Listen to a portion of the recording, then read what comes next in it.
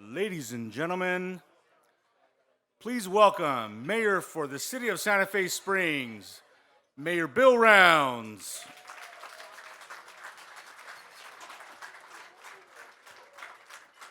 Good afternoon, everyone. Welcome to the beautiful Clark Estate in the city of Santa Fe Springs. How's lunch so far? All right. I just took a bite of the potatoes and I noticed they're a little spicy, so I had to go back and get a glass of water real quick. On behalf of the City Council, and it's an honor to see everyone here today, many leaders, partners, and city staff gathered as we take an important step towards strengthening the future of the businesses in our community. Santa Fe Springs has always been defined by innovation, collaboration, and resilience. Those qualities have powered our industries for more than 7 decades, and they continue to drive our vision today. Before we begin our program, I'd like everyone to please stand as we pledge allegiance to the flag.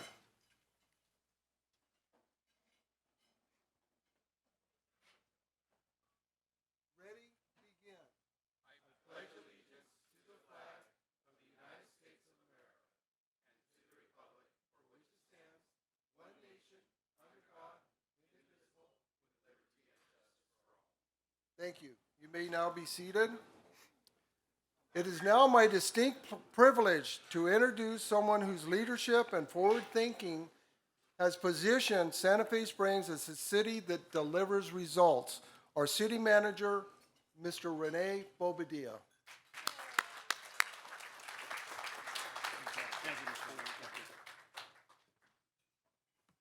Thank you, Mr. Mayor Bill Rounds. How's everybody doing today? Happy Boss's Day for everybody that's a boss. Hope you guys are having a good day. We are thrilled to welcome you to today's Economic Growth Luncheon, where today we will be unveiling the city's new Industrial Growth Attraction Program. This is a bold initiative designed to keep jobs, innovation, and investment right here in Southern California. Santa Fe Springs may only make up a fraction of LA County's footprint, but our impact is felt far beyond our city boundaries. We're proud to be home to a thriving base of manufacturing, logistics, and advanced industrial firms that fuel our regional economy. Today's program is about partnership, how people, businesses, and government can work together to modernize, to grow, and to succeed together. You'll hear directly from both public and private sector leaders on what it will take to keep Southern California competitive and why Santa Fe Springs is committed to leading that effort. Before we begin, I'd like to take a moment to recognize a few special guests who are joining us this afternoon. And I'd like to start by introducing our mayor, William Bill Rounds. Our mayor pro tem, Joe Angel Zamora. Councilmember Annette Rodriguez. And Councilmember Juanita Martin. With us today from the U.S. Congress 38th Congressional District, Field Representative Melanie Renteria. From the California State Senate District 30, Barbara Chiletta's district, I'd like to introduce Fred Zermino. Bob's going to join us a little bit later, so he'll have a special entry song when he arrives. Also with us today from the California Assembly District 64, Blanca Pacheco's district, we have Field Rep Natalie Tong.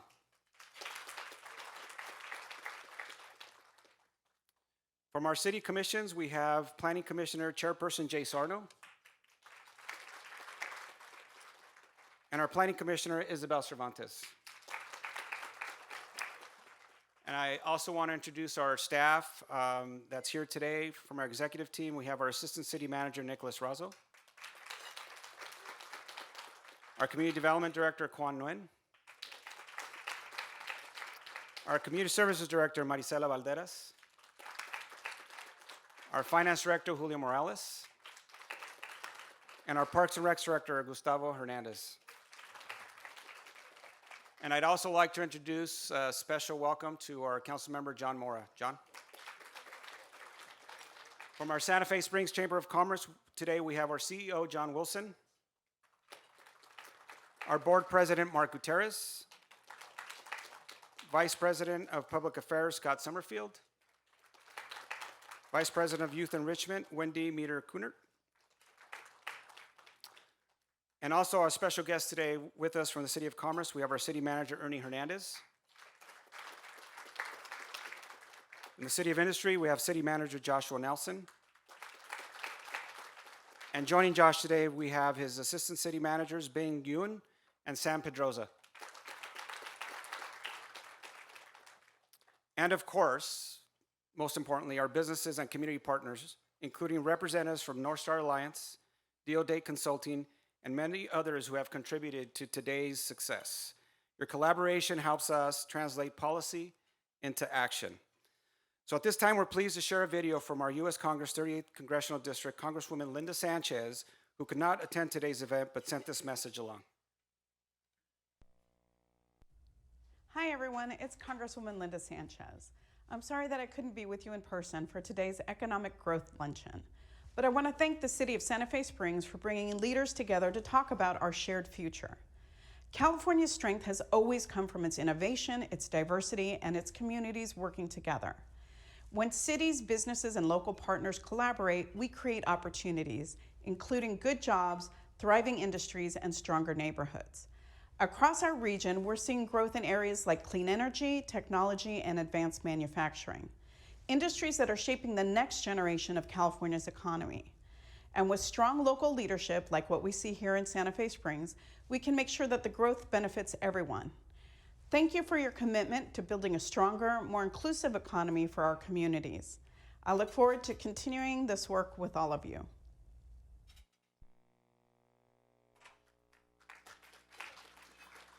The Congresswoman's a little busy in Washington, as you know. We want to thank her for these inspiring remarks. So at this time, I'd like to turn our attention to our presentation of what's next for Santa Fe Springs. Over the past year, our city has been working to develop new tools, resources, and partnerships that make it easier to expand or relocate your business here to Santa Fe Springs. From tailored incentives and ready-to-build sites to streamlined permitting and a future mixed-use downtown, these assets are designed to accelerate growth and strengthen our local economy.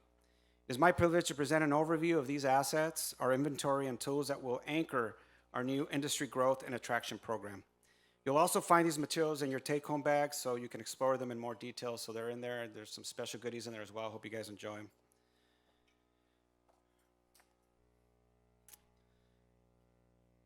So we have been very busy over the last several years in building space and working with partners on building space here in Santa Fe Springs. And we've been a bit strategic about how we've done that. Just by the numbers to give you a big overview. So we're 8.9 miles square. We have approximately 19,000 residents, and our daytime population can soar over 100,000 at any given time throughout the day. 67% of our property is zoned industrial commercial. Our council calls it 80-20, 80% industrial commercial retail, 20% residential. 54.7 million total industrial square feet of area. Just as a factoid, we're 32 times more industrial density in Santa Fe Springs compared to LA County. We are 0.19% of LA County's land area, which is small, but we are 6% of industrial square footage in the entire county of Los Angeles. So kind of gives you an impressive look at just the city of Santa Fe Springs and our makeup. Yesterday I was over at Mike Thompson's RV, which happens to be in Santa Fe Springs, and our city map is kind of skinny but long. And it's quite a distance to get from that point to City Hall. It probably took us about a good 40 minutes just to get from that part of city to our headquarters. So it kind of shows you the expansion that we have and the growth, that's the potential that exists here in Santa Fe Springs. And this next slide kind of gives you an overview of some of the upcoming industrial space that's coming here to Santa Fe Springs. If we can go to the next slide. These are 4 projects that are coming. The one top left is 57,000 square feet on Telegraph Road. The one to the right is 44,500 square foot warehouse. The one below it at Rexford Industrial, that's roughly about 105,000 square foot warehouse. And then on Norwalk Boulevard, there's going to be two buildings, both totaled 144,700 square feet. So you can see that the immensity of warehouse space that is being built and that is also in line to come in here in the near future. Just the next slide gives you an overview of what we've done over the last year, the last 4 quarters. We've developed roughly 400,000 square feet of new industrial and commercial space throughout the city. In your bag, there's an inventory list of what's available. That's something that's going to be key for us, working with all our partners to make sure that we as a city know what's available and how we can partner folks to fill that space as quickly as we can. One exciting project that we're working on is our Heritage Corporate Center. That's a site that's identified for a mixed-use downtown project. The city's general plan was updated 2 years ago. We're in the process of updating our zoning code. But it's that whole area is roughly about 80 acres of land, and we're in the process of starting part of it on land that's owned by the city. And quite frankly, the city owns the entire Heritage Corporate Center. And we're looking at a project that is similar to, if anybody's been to the Scottsdale Quarter, something similar to that has industrial, commercial, housing, mixed use, restaurants, shops, really a destination for folks to come and visit us. So we're really excited about that. We're in the early phases of a specific plan that we're currently going to be working on. We've selected a developer in Prime Store that's been selected to develop the project. So we're really excited about the future of this project and over the next 5 to 10 years of what that site will look like. So what's ahead for us? As we look at improvement throughout the city, it starts with our zoning code, and that's something we are in the process of updating. We are definitely looking in this code to invest in business growth. One of the things I know all of you that are in this room that have had the opportunity to work with LA County, no disrespect to our county partners, but working with county as far as permits and streamlining processes was very difficult. A year and a half ago, we shift gears and we have a consultant, so now we have a private company that does our plan check and our streamline reviews. So there's opportunities for streamlining, there's opportunities for quick plan checks. So we are getting a lot faster at entitling projects. We can come in and entitle projects super quick and get those permitted, and we're super flexible as far as allowing projects to start at any phase. If you're still working on a certain part of your design, we could probably escalate the grading, get some of the concrete work done before the framing or the structure comes in. So we definitely are looking at ways to expedite. And also, we've been really being very intentional about working with the community and our stakeholders on this process. And obviously revisiting and communicate our local incentives to all of you so you can see what opportunities exist here in the city. The next slide just talks about some of the things that we've changed. In the past, we used to kind of address the environmental. You would have to go through the city. Now we're actually asking you to bring your own environmental consultant. So if you want to bring your own consultant, we'll peer review, but you can do your own, you can control your own speed on your environmental. We won't be a roadblock in that process. We've streamlined our subdivision ordinance, so it's a lot quicker to subdivide. And we have our first ever comprehensive zoning code update. So again, that's going to streamline and facilitate projects. And then it began in June 2024, the city transitioned into plan check services. That's what we talked about with TransTech.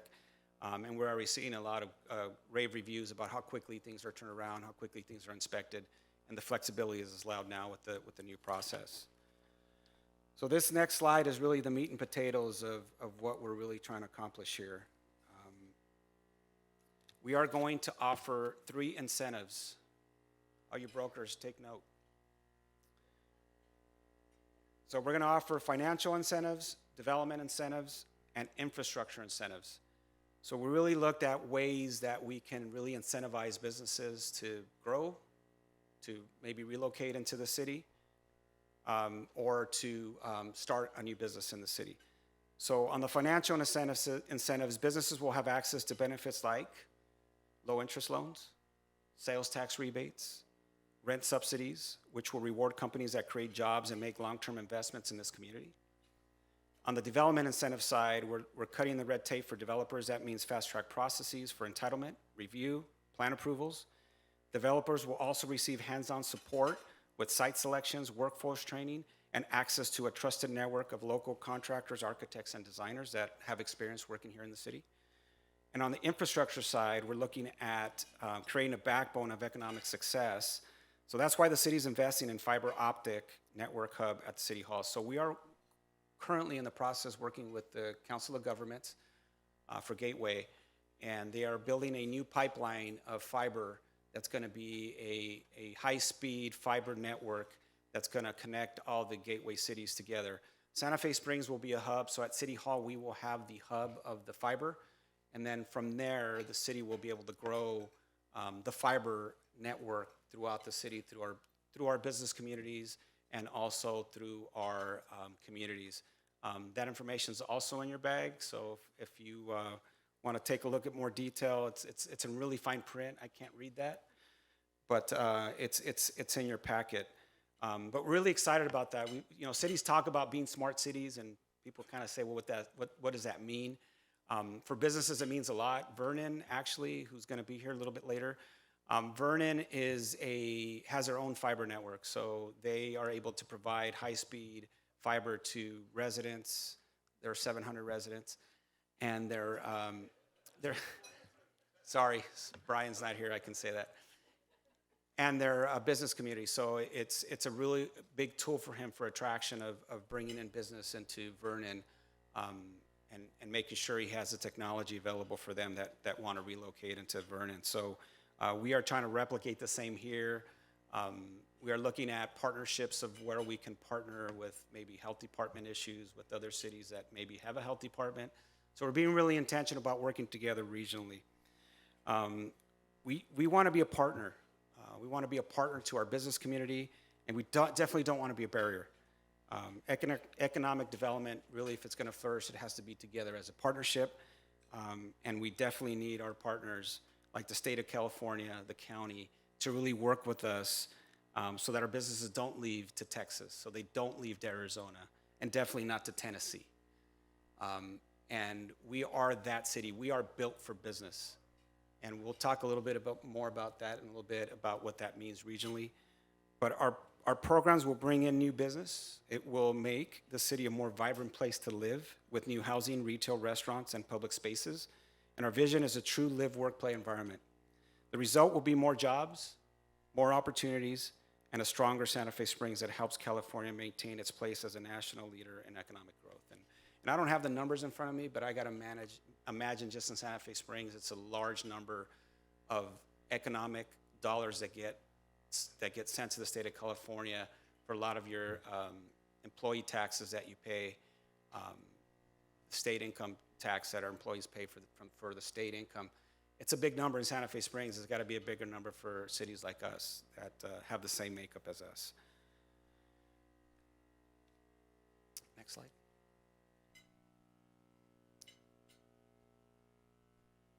This is a snapshot of what our new website's going to look like. So it's going to be a refresh. So it's going to have all the tools that you need that we just talked about and other important facets that you might need to look up.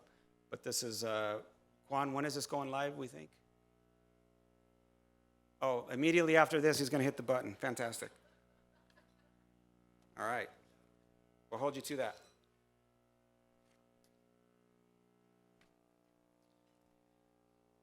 All right, so at this time, I want to talk a little bit about what we're calling the Big Four.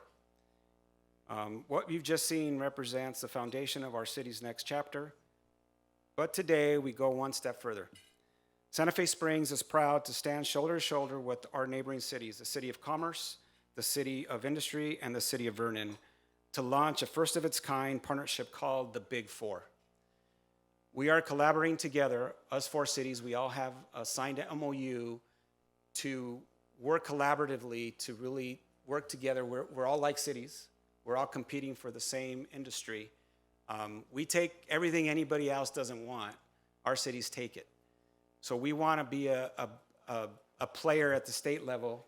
We want to be a player at the federal level, and we definitely want to be a player at the county level to really talk about what we're made up of and the strength that we make up together and the types of jobs that we offer, the type of economic growth that our cities provide, and the types of jobs that we provide here in the region. So it is my pleasure at this point to provide you a little video about our cities so you can get a snapshot of what our cities are made up of. So I heard a comment in this video that says, small but mighty. And I'm going to erase that term. We are big and powerful. All our cities combined are a powerhouse in the economy. And I know we're humble. We have small communities as far as population, but we are a powerhouse in the industry, in the state, and in the region. So I want us to really start thinking bigger. We're not small but mighty. We're big and powerful.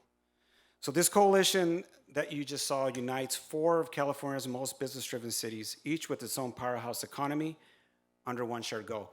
We are in the process of adding 5. If that happens, we will be the big 5, but for now we're big 4. We're working with Irwindale, and as soon as Irwindale approves their MOU, we will add them hopefully as a big 5. So we are going to advocate for business. We're going to protect jobs.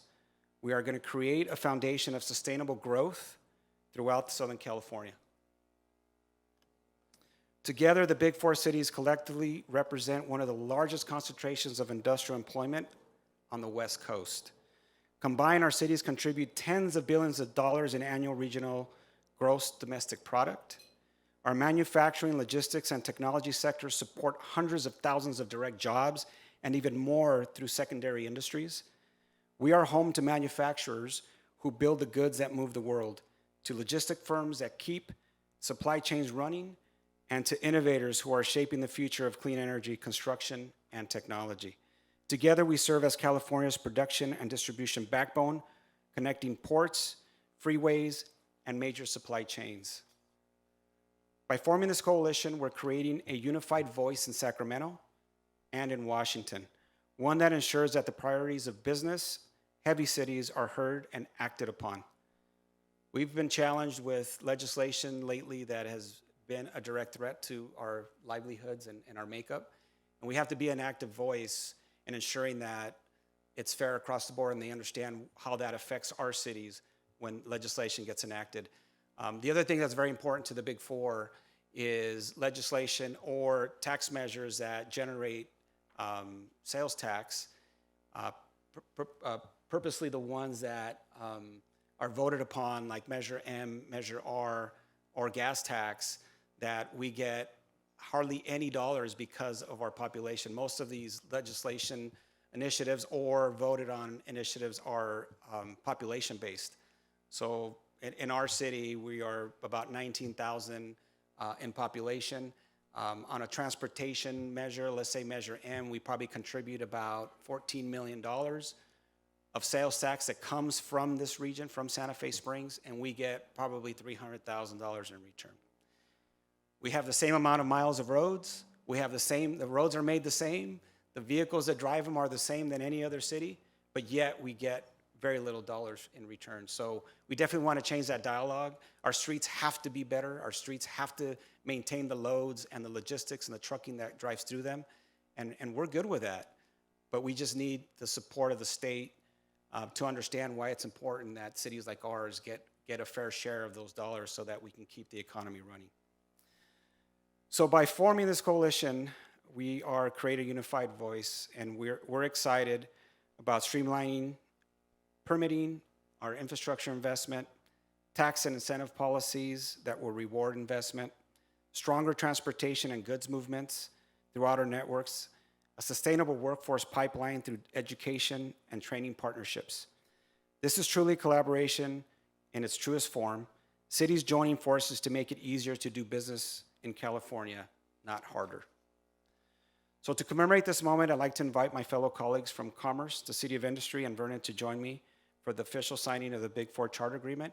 And I'd also like to introduce the Mayor of Commerce that is also with us today, Ivan Altamirano. Ivan, thank you for joining us. So if we can all stand, where are we going to do this? We're going to do it right here, gents. So come on up.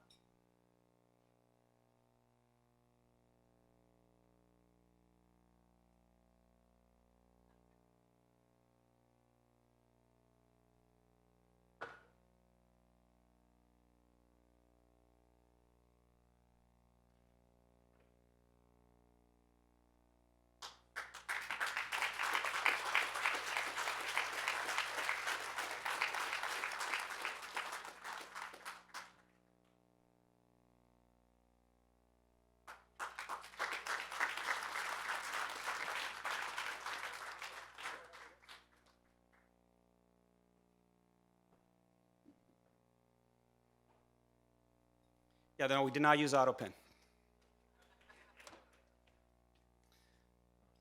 So this charter agreement formalizes our commitment, 4 cities working as one, to strengthen the economy foundation of Southern California and to ensure that California remains a place where industry can invest, grow, and thrive. And I do want to say this because Brian's he's gonna hit me on the golf course if I don't say it. But he got taken away. He's at a meeting with Metro, some rail yard that they're working on. So he's trying to be here. He might be here a little bit later, but he's not here because he didn't want to be here. But he had a little business to tend to in the city. But he does send his regrets. And Vernon and Brian, they're great partners, and we're looking forward to working with them.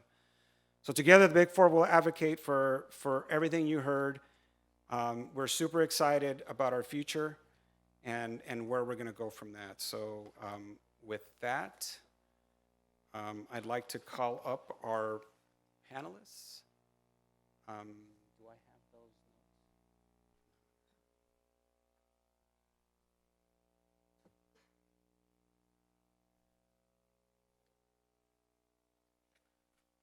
Yeah. So now to continue this important conversation, we'll turn to our expert panel for today's discussion, what business really needs to succeed in California. It is my pleasure to introduce our moderator, sorry. We don't need a mediator. We might need one later, but not today. Dr. Wesley Yin, one of the nation's foremost voices on economics and public policy. Dr. Yin is a professor of economics at the best school in the world. Go Bruins. Hey, if we win this Saturday, it'll be a winning streak, so we're excited. Dr. Yin is with the UCLA Luskin School of Public Affairs and the Anderson School of Management.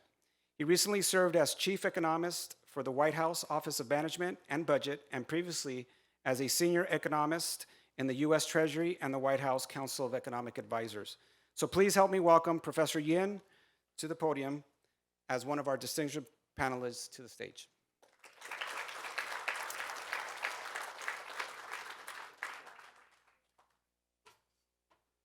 And if we can also have all the other 4 panelists as well to come up and be seated.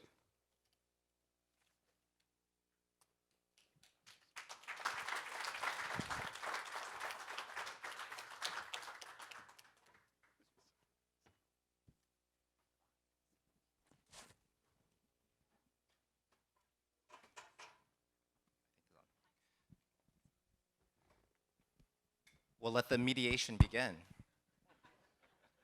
Well, good afternoon, everyone. I'm really thrilled to be moderating this panel, a panel of leaders who've been at the forefront of shaping economic development, not only in the region and the state, but also nationally. So welcome here. So as brief introductions, first we have Ron Frierson, Amazon's Director of Economic Development for Western US. Ron leads major investment projects across 5 states and brings over 2 decades of experience spanning both public service and private industry. This includes leadership roles with the City of Los Angeles, CBRE, and the Kansas Department of Commerce. So welcome, Ron. Next, we have Stefan Wandel, the Executive Director of Acquisitions and Development for the Orden Company, one of the Southern California's largest private real estate firms. Stefan previously spent 15 years at Boeing overseeing global real estate strategy and now serves as president-elect of NAIOP SoCal, the region's leading commercial real estate association. And finally, we have Leandro Tyberg, president and co-founder of Prime Store Development. Leandro leads a firm dedicated to revitalizing underserved communities through transformative real estate projects. Prime Store manages a $1 billion portfolio and a $200 million social impact fund focused on equitable and sustainable development. Really a pleasure to have you. Please join me in welcoming our 3 great panelists, Ron, Stefan, and Leandro.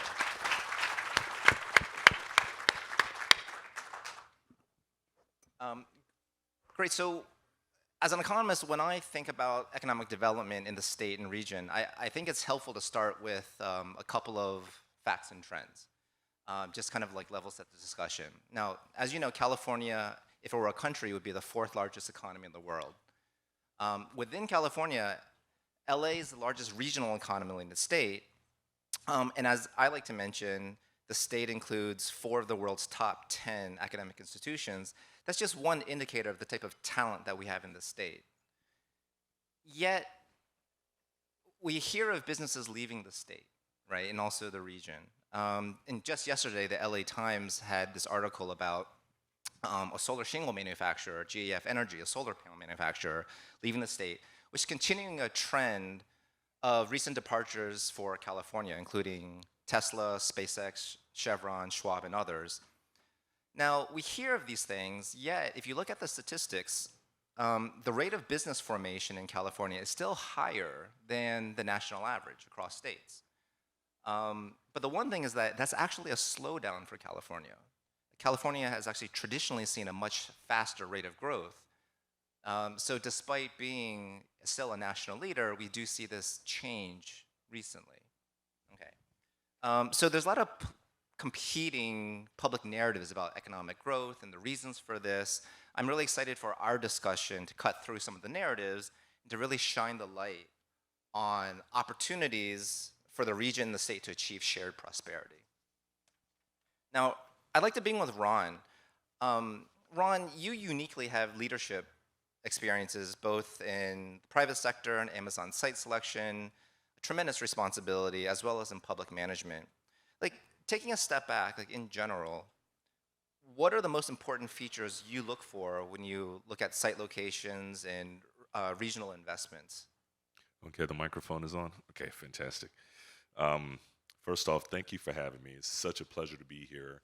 And thank you to Rodrigo and Tony and Dr. Yin and my other fellow panelists for taking the time.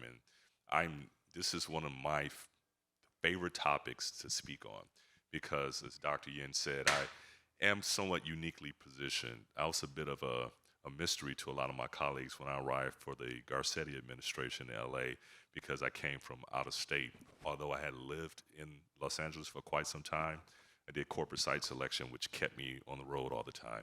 When I was at CBRE, I was the vice president of corporate site selection for North America. So I could never buy fresh fruits and vegetables because they'd go rotten before I got a chance to eat them. So the Garcetti administration gave me a chance to really stay put for a while and get to know my community. You said something interesting. The first and maybe the only time I've ever been in a Wall Street Journal was when they were talking about a mass exodus of businesses leaving California. This was maybe 2010 or so. And I think the same still applies today. We hear about some of the policies within the state of California, but many businesses have to be here because of the size and scale of our economy and our population and our talent base. But that doesn't mean they have to stay, and that's the key. And because of these research institutions, you may get, a spark of entrepreneurism where you have people who start up a business, then once they scale, they may look to go elsewhere because of the climate. And with that, the cost of living. So more so than just the policies, it's the cost of living. It's very difficult for me to recruit an executive to move from other parts of the country because I want them to come out west and work for me, especially live in Los Angeles. They'll look at me and say, okay, Ron, so you want me to move somewhere where I can afford a quarter of the house I have here for 3 times the price. And on top of that, I got to send my kids to private schools because of the public schools. Now, I think I'll stay here. That's something that we need to fix here in the state of California is the livability factor. And many times with companies leaving the state of California, and we still, I believe, have an immigration of companies, of people overall, just because we're so dynamic and we have such a wide range of industries to work with. But one of the things that we really need to take into account is the lifestyle for the employees. Sometimes companies leaving, it's not the executive levels like me because we can afford to live here. And it may not even be the people who have been here for generations, who have roots planted here and their parents or grandparents or so have homes. It's those employees that can't afford to be here that have to leave. And so many times you will have the rank and file manufacturing employees or people on the production line they may move those jobs somewhere else, but the C-suite will still stay here because they can afford to do it. So what that does is that carves out a huge swath of middle class jobs and working class jobs. And that's something we need to fix within the state of California. Now, if there's any place to be bullish on, it's this state, it's this region, because of people like yourselves and the fact that we're out west. We know how to reinvent ourselves. All we need is the political will and the will of people like you in the room to understand. And the city manager was the one that was speaking before me. I walked in a little late. I fell in love with him, just listening to him, because it sounds like Midwest talk. When he was talking about incentives, things of that sort. When I worked for CB, one of the reasons I had to leave and travel everywhere else, and I'll be very quick with this. One of the reasons I had to leave was because a lot of the fees that we extracted at CBRE came from what we can save companies in regards to incentives. The incentives in California weren't worthwhile. The juice wasn't worth the squeeze, whether it was Cal Capiz or some of the training grants. But if you look at the southeast of the United States, the incentives are rich, and so they get a lot of companies. Yeah, you're the guy that I fell in love with at first. Yeah. So, but to have that thought, maybe it won't be as impactful to the bottom line, but just to hear of people in this position thinking about incentivizing business and growth, it's just so refreshing. And we know it's a step in the right direction, because we all know of the inherent attributes there are of living in this area and living in California. And now when you hear of a group that doesn't take it for granted, you can't beat that.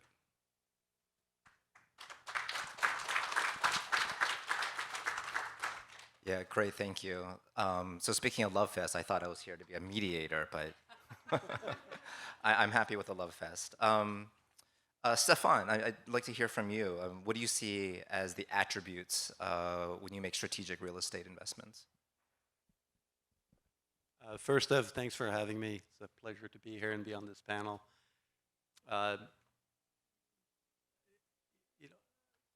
California is obviously a wonderful state.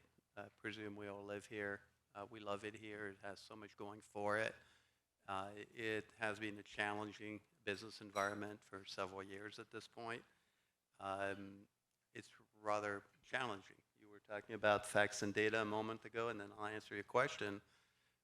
As a reasonably large property owners, we are obviously interested in the long term. We are a long-term business. Investments are being done over a 50, 60, 70-year horizon. It's important for us to understand what happens now and into the future.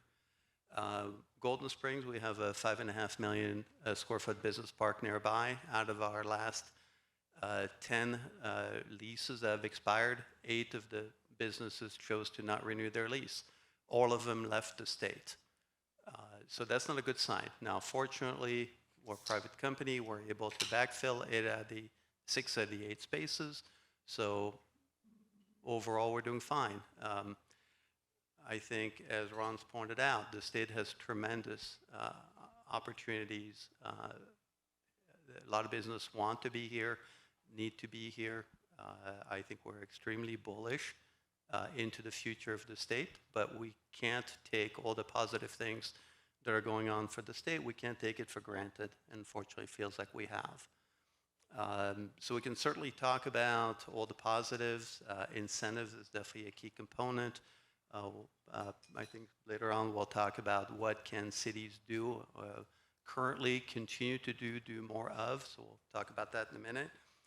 There's definitely plenty of room for improvement at the state, and it's really enlightening to see the big 4, hopefully the big 5, and hopefully a lot more cities coming in after that, realizing that economic development is a critical element.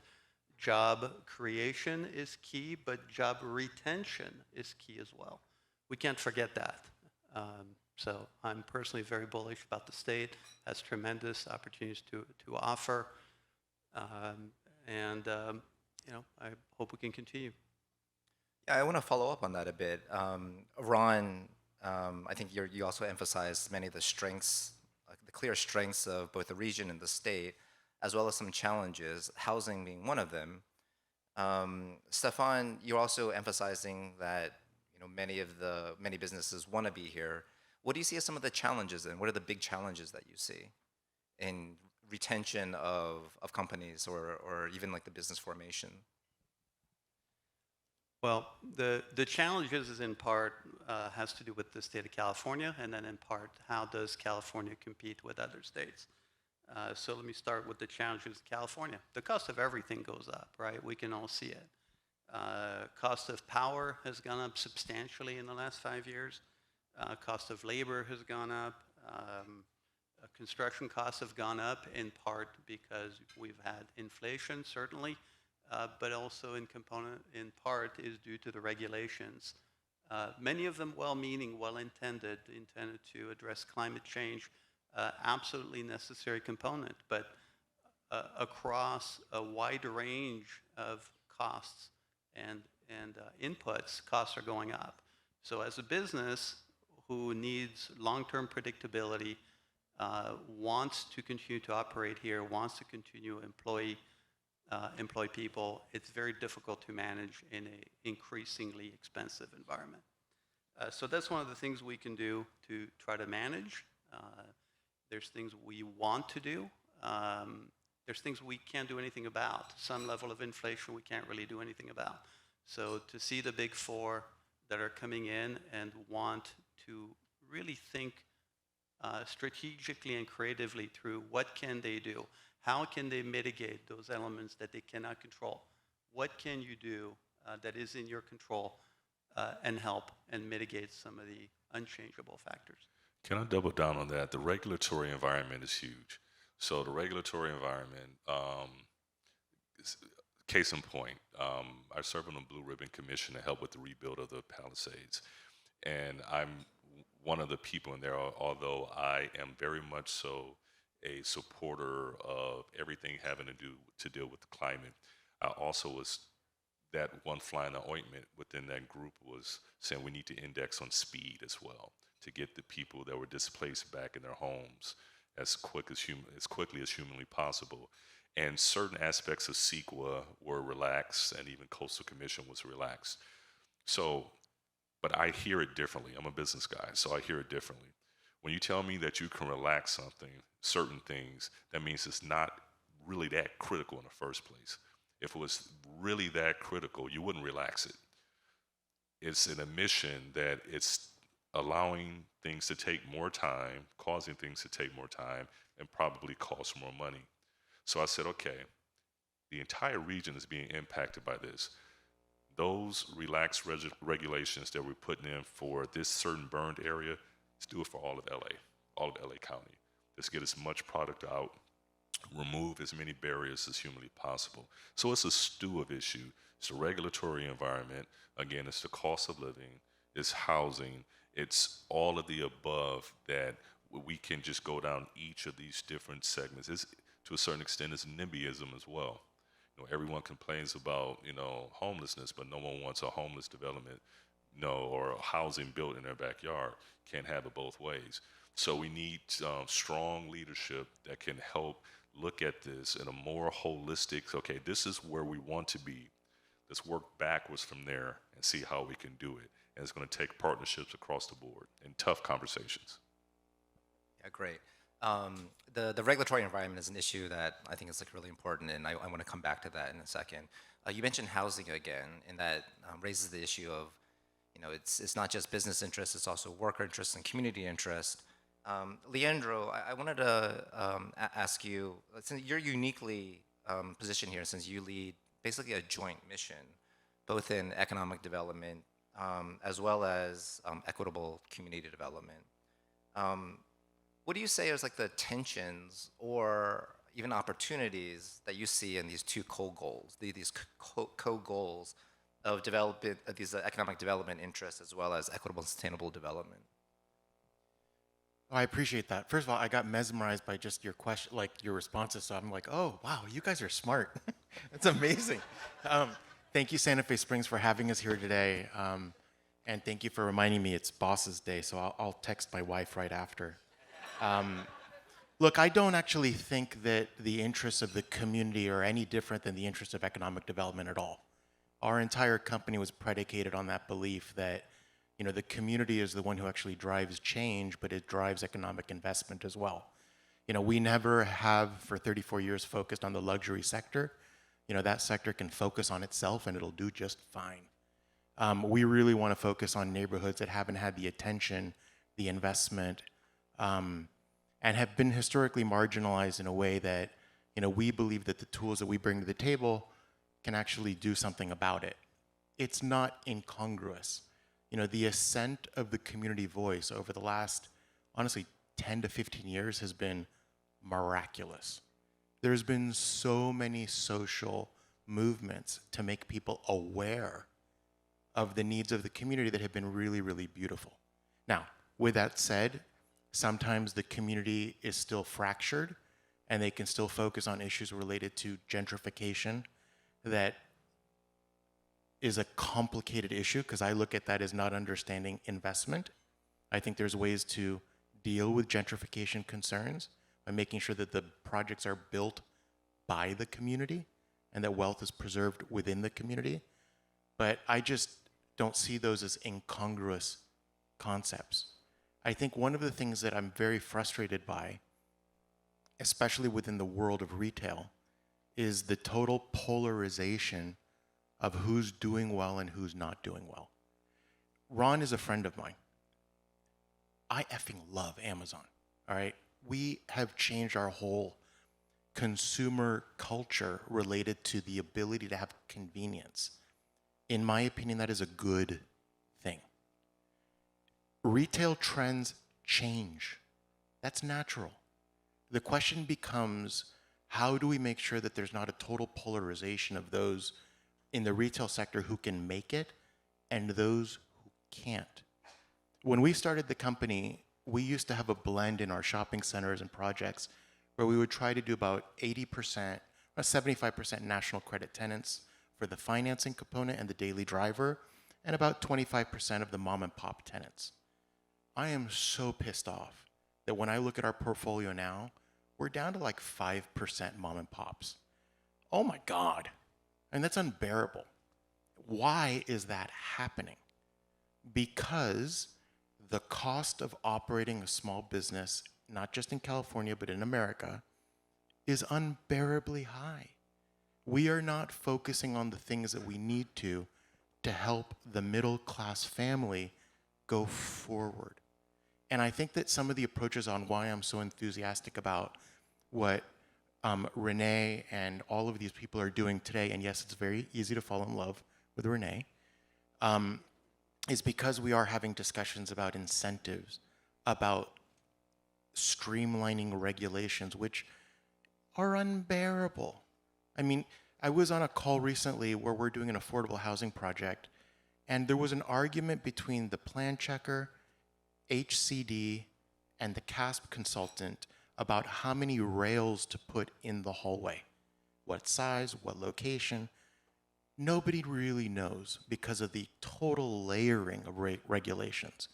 So this focus on incentives, this focus on streamlining, this focus on research and development, improving our communities, is exactly what we need to be doing, and that's the type of places where Primestor wants to be investing. Yeah, I'm glad you came back to the issue of regulations. I mean, presumably regulations are there for a reason, whether it's for environmental issues or residential or consumer safety. Where have we gone awry there? I wish I could tell you. What we can say is that with anything put into, we have to assume that everything that's started is started for the right intentions, okay? Now it's all about implementation and allowing yourself to be flexible to see, okay, is this working the way we intended it for it to work? Or is it having some sort of an impact that we didn't, anticipate? And it happens for anything. We have one or two-way doors at Amazon. We take one-way doors very, very seriously because you can't come back. two-way doors are a decision that could be made that if it's not working, we see it's not working, fail quickly and bring it on back, and start over, try something new. But then one-way doors. I think sometimes we get down the path of a one-way door in regards to regulations, and we don't know when or how to pull it back. And again, I wish I could tell you exactly. Obviously, we can see the impacts. Permitting, as we talked about, certain zoning issues, getting inspections, all of these things, most developments are on schedule and on budget. You can just automatically assume in California it's going to cost you maybe 40+% more, and it's going to take more time than just about anywhere else in the country. What can we do about that? So. Yeah, and Stefan, I wanted to get your thoughts on that because you mentioned something interesting to me when we were talking offline. So it's not just about the regulations themselves, but sometimes it's the uncertainty that the regulatory environment creates. Can you share a little bit more about that, add more texture to that? Yeah, certainly. If you are a business owner, right, you want to come into the city, you need space.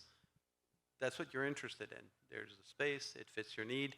You want to go in, you want to operate, you want to run your business, right? A business owner, unless you're in the business of real estate, you don't really care about real estate. You don't really care about zoning code. You don't really care about the complexities. What the experience Leandro was mentioning a minute ago with agencies having such convoluted codes that they can't even figure out themselves. This was not a unique experience. This happens in many cities, if not most cities at this point. It's a real issue.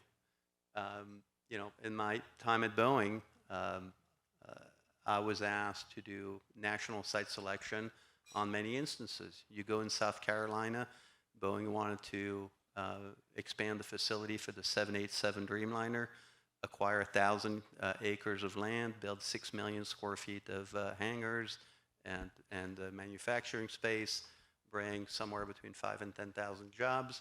You would go in the first meeting with the city of North Charleston. Everybody's there. The mayor's there, the elected officials are there, the entire senior staff, the public utilities, and every question you have the same answer. Yes, yes, we can do it. Yes, yes. Don't worry about it. It's our problem, not yours. It took probably exactly 30 days to get the city of North Charleston to agree on this project I mentioned. In the state of California, I couldn't tell you how long it takes to do this. Years, decades, hard to tell. So, there's the predictability in some states are critical. The lack of predictability here is a real issue.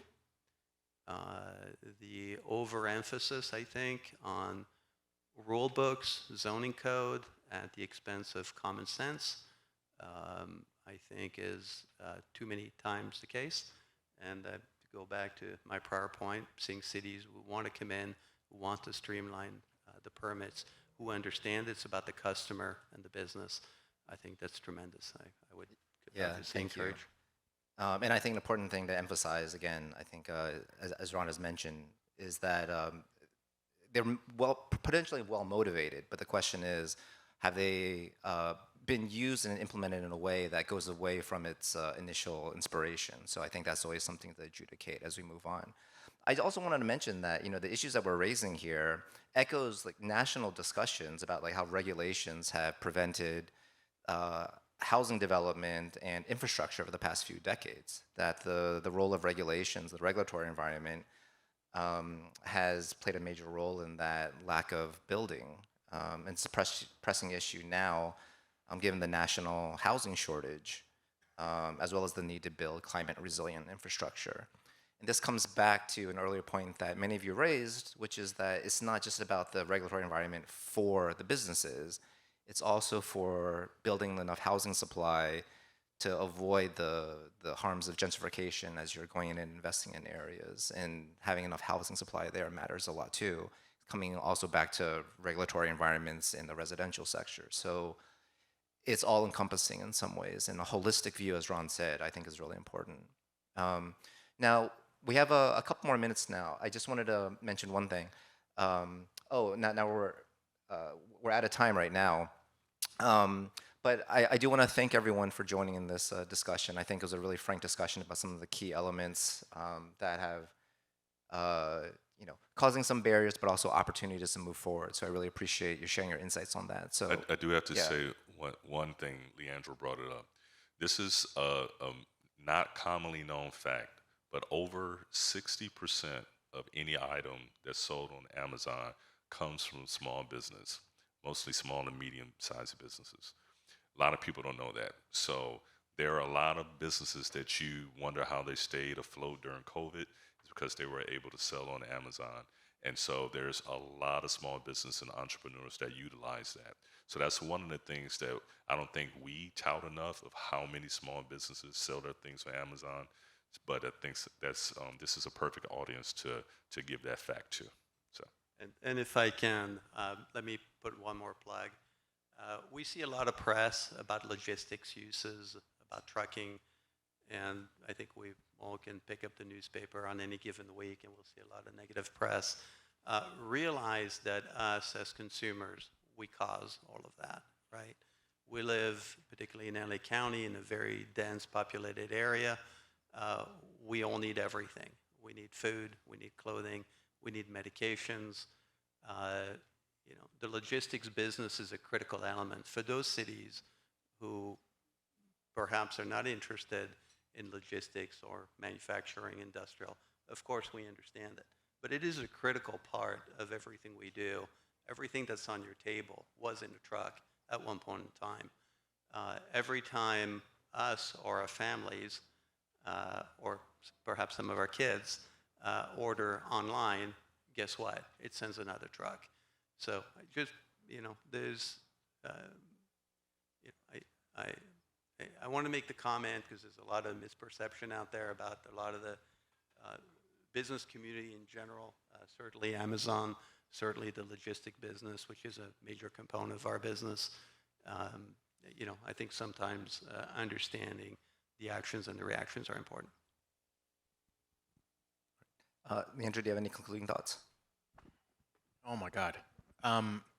Look, the biggest thing that I see as a factor affecting our projects is what you mentioned, which is the uncertainty. It's not just regulation, it's all of us. We're living at a time in America where I feel like we are so disconnected from each other. And I don't think we really have recovered from, the era of the pandemic of finding ways to meaningfully interact with each other. I think one of the reasons why our projects thrive is it creates an opportunity for people of different socioeconomic impacts, backgrounds to learn to communicate and to be together. I think what we're doing today is really a part of that process. We need to find a way to be better with each other. And the only way we're going to get there is getting there together. We are living through an age where there is a lack of willingness to compromise. The American engine and the experiment is done through economic incentives and working together. I'll leave it at that. Great, thank you. Well, thank you to our incredible panelists for sharing your insights. Really appreciate it. Please join me in giving them one round of applause here. We are, if you guys can stay up here, we are going to have some Q&A. But before we have Q&A, I'd like to introduce a very special person that joined us. He had an extremely busy schedule today, and I called him at exactly 10 o'clock, and I said, hey, why aren't you going to be here today? And he says, what do you mean? My schedule's packed. I don't know if I can make it. And he made his way over here. I really appreciate introducing our state senator representing the 30th District, not just our senator, but also a really dear friend, Senator Bob Archuleta.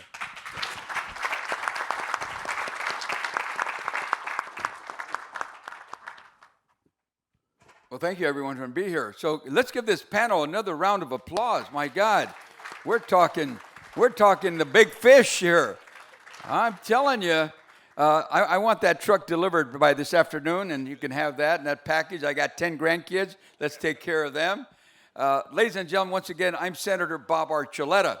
I have a lot of hats. One of them, I'm a combat veteran. I served with the 82nd Airborne, and I represent our veterans. I'm the chair of the military and veterans here in the state of California, and this is on your test question.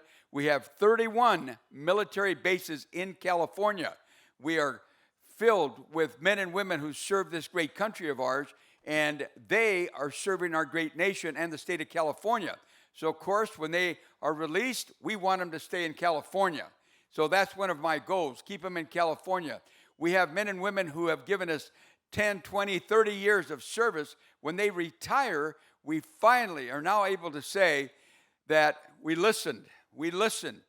We're finally now able to say that the first $20,000 of your pension is now tax-free on your state taxes. First time that's happened in California since God knows when. But we finally did it. We listened to our veterans. Other things that we're doing for our veterans is job-related. We're working with the Department of Defense. We're working with every agency we can get to understand that our veterans, once they join our ranks as civilians, they need to join the workforce. That workforce is right out here. Right out here. The most dedicated, honest, hardworking individuals you'll ever find is our veterans. So I put that out there.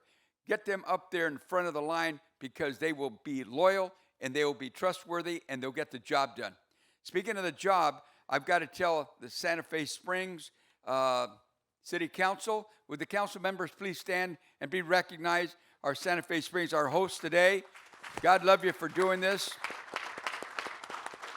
We appreciate it.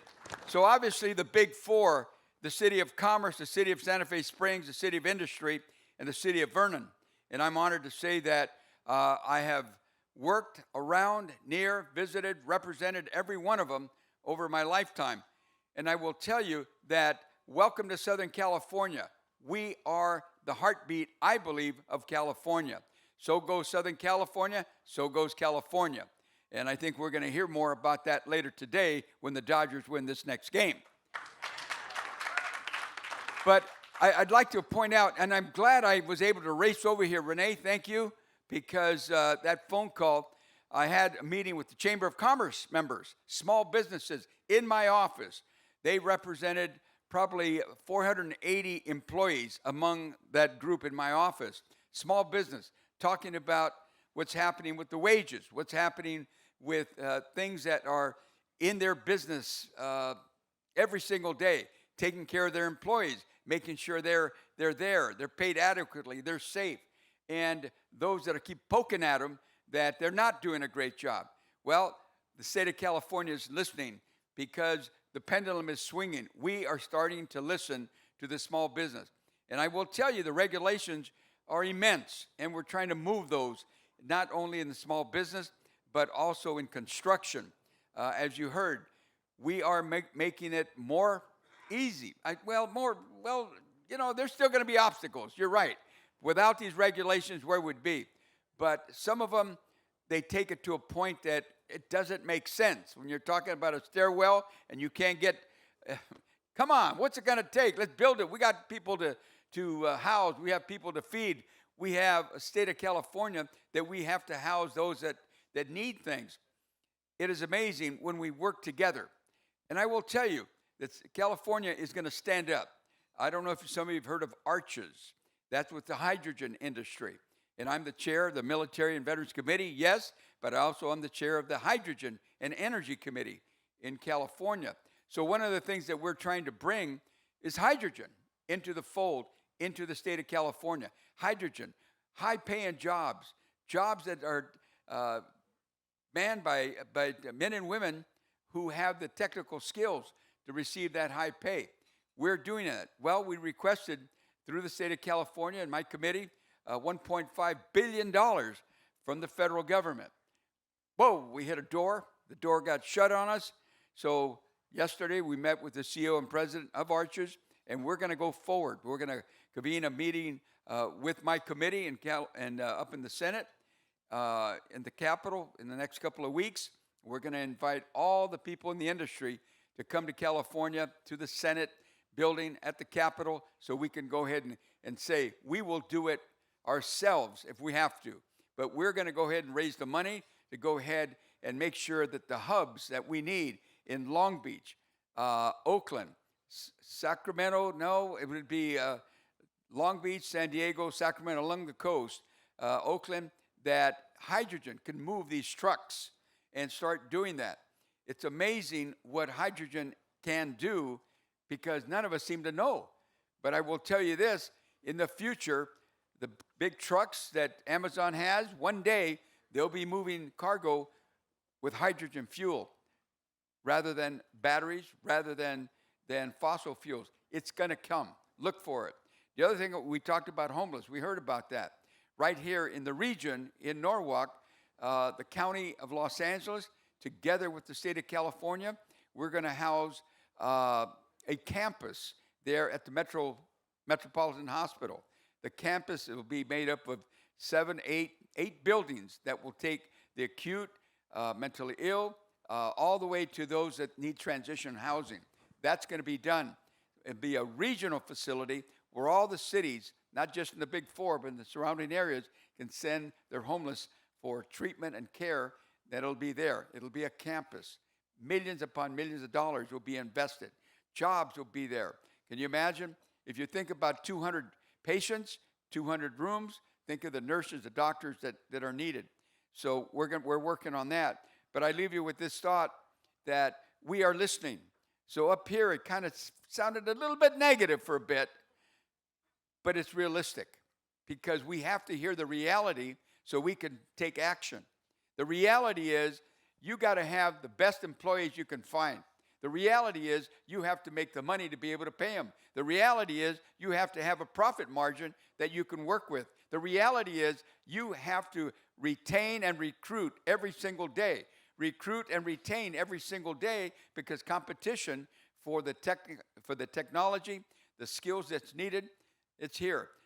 And I leave you with this one more thing. Our educational structures that we have here in California, in Southern California, colleges, junior colleges. I was with the president of Mount Sac College here in Southern California, and they are building and building and building and bringing in students that will be the future of Southern California. So fear not, California, we're on the move. And I think the governor is finally, I shouldn't say finally, but I think he's realizing that we got to move that pendulum over and we've got to take care of our neighborhoods and their peace of mind to be able to know that our citizens come first and we're going to house them, we're going to take care of them, we're going to make sure the cities are safe, and that's how we progress along. Look at the weather we have today. Come on, you can't find this anywhere in the country, here in Southern California. So people will come, they will stay, because if we build it, they will come. So I want to thank you all for being here. Once again, I'm Senator Bob Archuleta. I am a moderate, as they say, as a Democrat, but I tell you that because I've got working across the aisle with my colleagues on the other side, so we can build and expand our businesses, so that we can take care of the small businesses. And we're coming over on this side of the aisle to realize that we can work with labor and finally getting labor in conjunction with the chamber. We're going to do it. It's going to be a team effort, and we're going to do it. And obviously, this meeting that we're having today, this organization of the Big Four, and this summit is a step forward. And I thank you for participating. Once again, I'm your Senator Bob Archuleta. Thank you.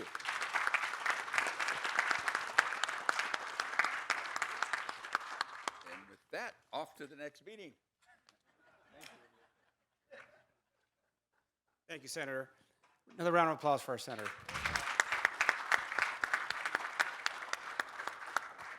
All right, let's continue with some Q&A.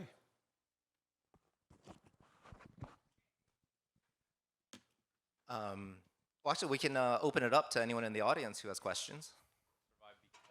Of goods movement. I just think it's so critical. I'm interested to see what Amazon's perspective is on this notion of goods movement and cities like the Big Four that serve that particular need, and then the impact on real estate and development equally for the other two. I'm not quite clear on the question, but it's integral to our business, the port and the logistics movement.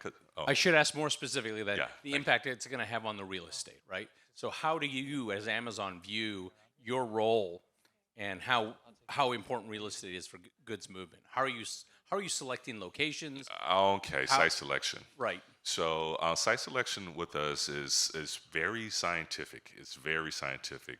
It's like an amoeba. There's topology, there's studies, there's demand, buying behavior, and things like that. And that's why we have to remain nimble where we are. But being located where you are now, close to these ports, that's at least the port isn't going anywhere. So that it puts you at a very strategic location. Now, if everyone, the port's not going anywhere. I guess that's the long and short of it. So being here close to the first mile, what we call first mile, is proximity to the port. Being where we are in probably the most populous county in the country, I believe. 10 million people in LA County. That demand and customer base here is obviously, and the business that comes along with that. And you got to remember, Amazon, we're a pretty much a federation of a lot of different types of business. And so because of that, we have a lot of various business lines: Ring, the doorbell, Zoox, the autonomous vehicle, Amazon Studios, and we have an enormous presence in the state of California. I think we've invested almost 180 billion in the state of California. So we're here. I have a question for Leandro, if I may. So with a lot of the housing mandates, RENA numbers as we call it, are being mandated to cities. Cities like us are being mandated to build X amount of housing over the next 8 years. And we're having trouble in areas that we're building housing. We just built a housing project, I think it was 30-something units, right off of Florence Boulevard. They sold out. However, now we're dealing with issues of the residents saying, move the train, we don't like it. It's too noisy. Florence, too much traffic, put speed bumps, slow it down. So how are you dealing with projects that are being built in challenging areas where housing probably shouldn't be built, but we're building it because we're being mandated, and now we're getting residents that are going up in arms and coming to council members and writing emails and coming to meetings demanding that we change a Union Pacific Railroad, or that we, put speed bumps on Florence, which obviously we can't do. How are you dealing with that? Well, we just moved the train. That's just the easier thing to do. No, I'm kidding. Look, a lot of what we do through our community outreach process is building trust through education and honesty. There are trade-offs in every project. We did a very big project in Pacoima working on Costco, Lowe's, Best Buy, and the community got very upset because of the pollution from the 5 freeway. There's nothing I can do about that. But there are other issues that we can address through our developments to make sure that we're adhering to sustainability standards, community benefits, communication, perpetual outreach. Everything is a trade-off. And so sometimes you can't perfectly address some of the infrastructure challenges that we have, but you can address it with other modes of connectivity. On the incentive side, a lot of the freeways and a lot of the displacement that caused have fractured communities. So a lot of what we have to do with master plans is literally try to find new avenues of reconnecting community. The community voice is critical, but it's not the only voice. And so understanding the community, letting it express itself, adhering to the values, but also understanding that at the end of the day, we're here to get something built. Our job is not to get bogged down in the things that we can't change. We need to find the consensus to push forward together. And then we move the train.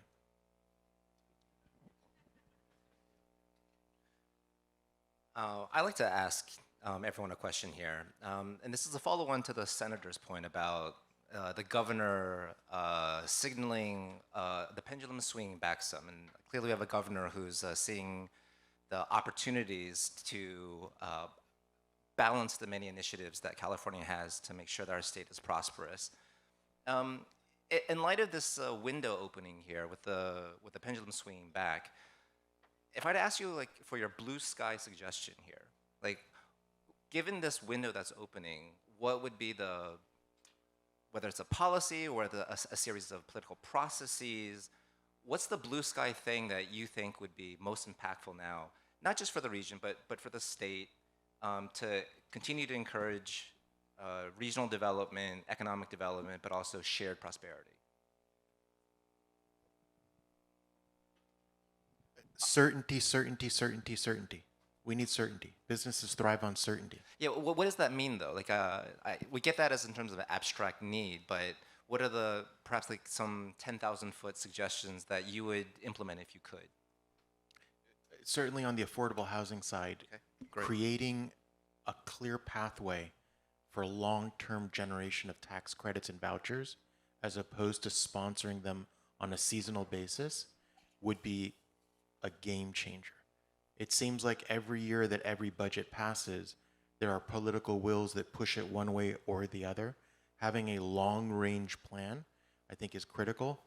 I think that the other thing that is happening today is local control is the key, because it's the most malleable to actually work with, as opposed to things in the federal government that we just can't change. Yeah, the ills of the one size fits all, right? Yeah. Yeah, Stefan?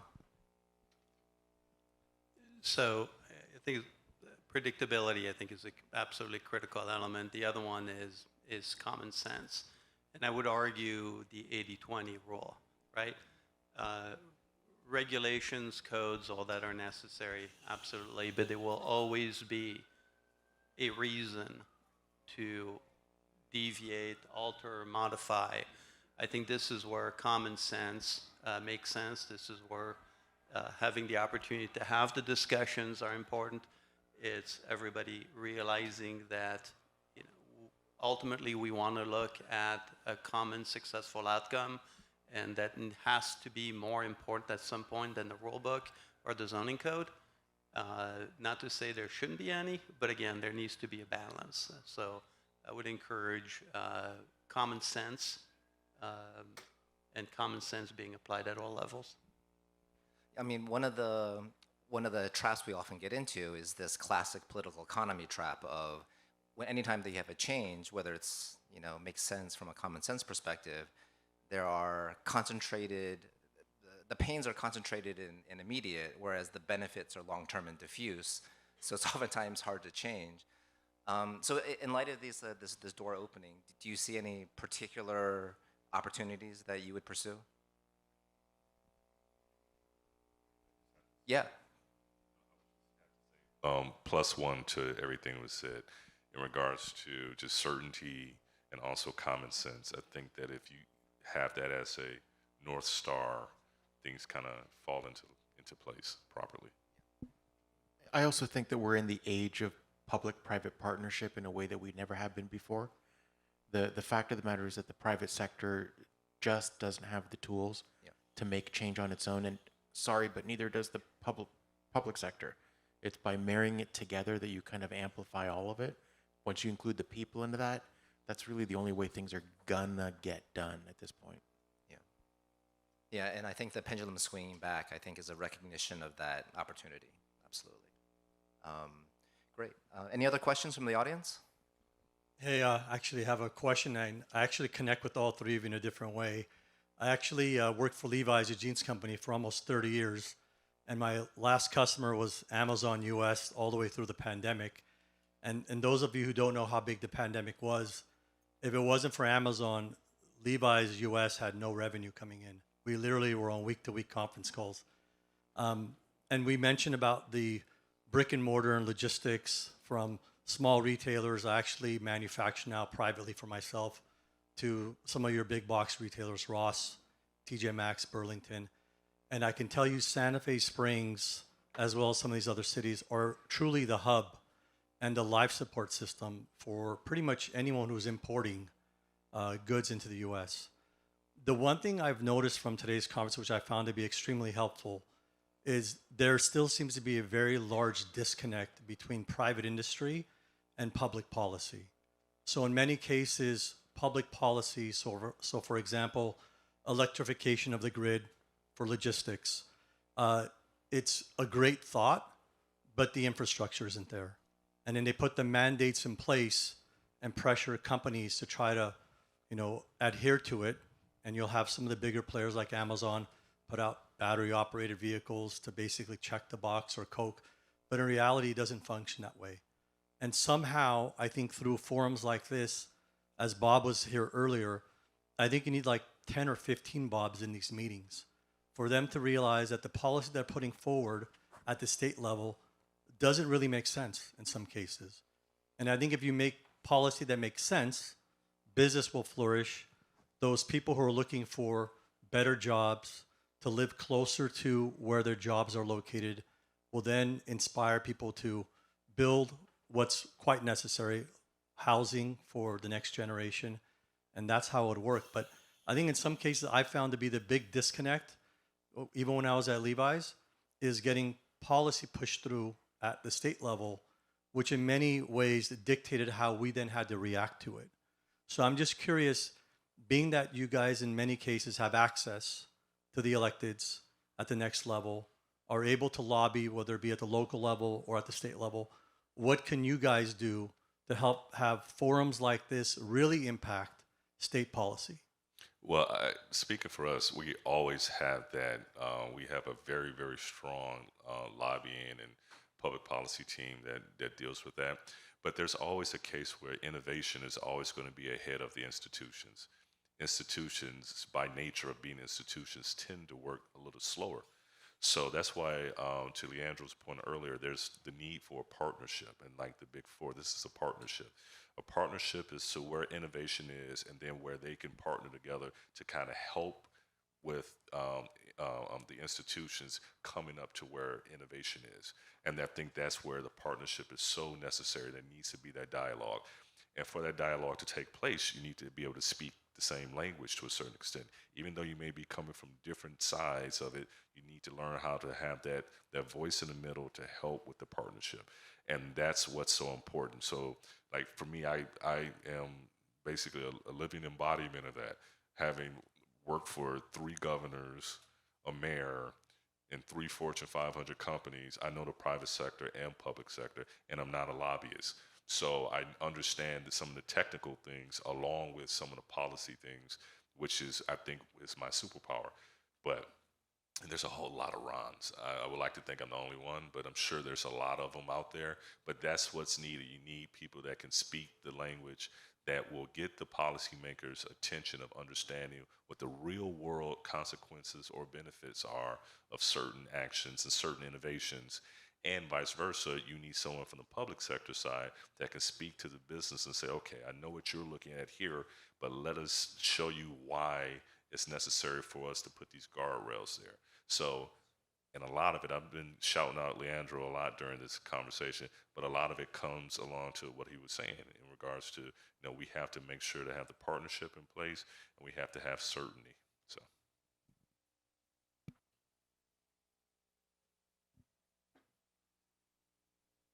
Great. Any other questions?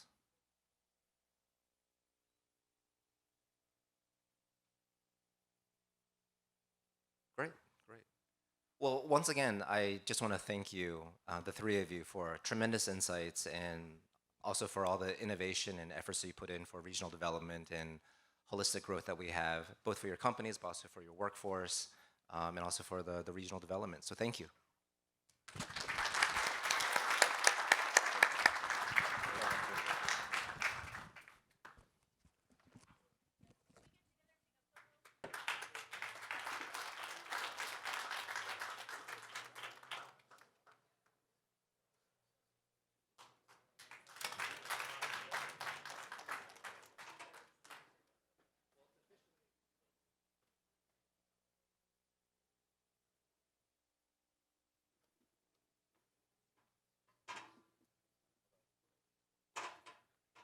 Well, to officially close out today's program, please join me in welcoming back to the stage Santa Fe Springs City Manager, Mr. Rene Bobadilla. Thank you. Thank you, Professor. Appreciate you. Thank you again, everyone. We really, really appreciate you being here. Today marks more than just a program launch. It marks a renewed commitment to collaboration, innovation, and progress. Together, we're ensuring that Santa Fe Springs and California remain a place where business don't just locate, but truly thrive. And lastly, mark your calendars for April 22nd of next year, 2026, as the Big Four hosts a Regional Economic Development Summit, and formal invites will follow. So on behalf of the City Council, on behalf of the 3 cities, we'd like to thank all of you for joining us today.